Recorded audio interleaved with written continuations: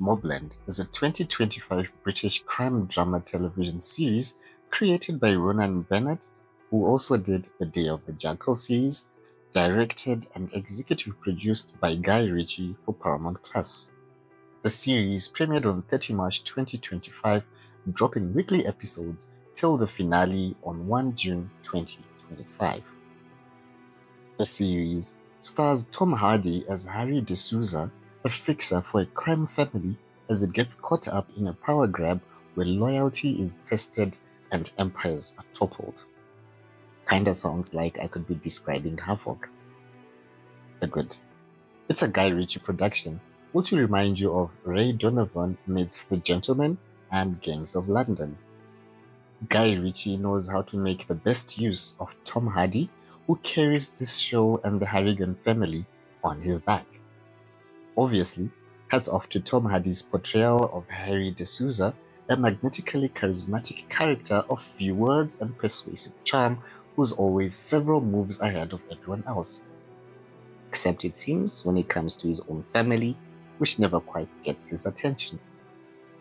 Mobland has a strong cast which includes Pierce Brosnan and Helen Mirren as the Harrigan family, whom you can tell were having the time of their lives in their roles as Conrad and Maeve Harrigan, who are absolutely crazy and totally made for each other, but no further comment. Special mention goes to Anson Boone as Eddie Harrigan, who managed to take the cup as one of the most hated teen characters since Joffrey Baratheon from Game of Thrones. The series has an interesting soundtrack and a banger of an opening theme song from Irish rock band Fontaines DC. I also made a playlist of songs from Mobland which you can check out below. The bad.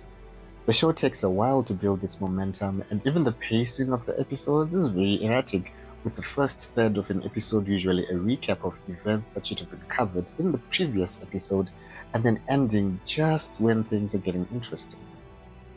Like any show following crime families with a fixer, some things are predictable, let alone Tom Hardy, who seems to have consolidated every role he has ever done into Harry Da Souza.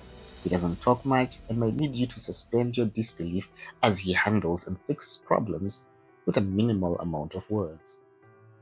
Besides Harry, the rest of the characters are rather underdeveloped and driven by whimsical and ill-thought motivations that can have you shaking your head at the absurdity. While it sets up some interesting twists, the plot has subplots which don't offer any significant payload to the overall series and results in a season finale which feels a little underwhelming compared to the build-up. The ugly. It's a Guy Ritchie production. You know there will be gratuitous violence and glorification of the gang culture where crime pays and the law is compromised. Mobland has undertones on themes of abuse and generally icky behaviors which never get addressed even when they are central to the plot, making it seem like they're simply used as shock factor and incorporated into the plot. Final thoughts. Mobland is a fun watch for crime drama series enthusiasts and of course Tom Hardy fans. While it does not reinvent the genre, it provides solid entertainment. Fun fact, it was initially announced as The Donovans, a loosely based spin-off to the series Ray Donovan, and later reworked into the standalone series we now know as Mobland. Have you watched this series yet? Does it sound like something you would watch?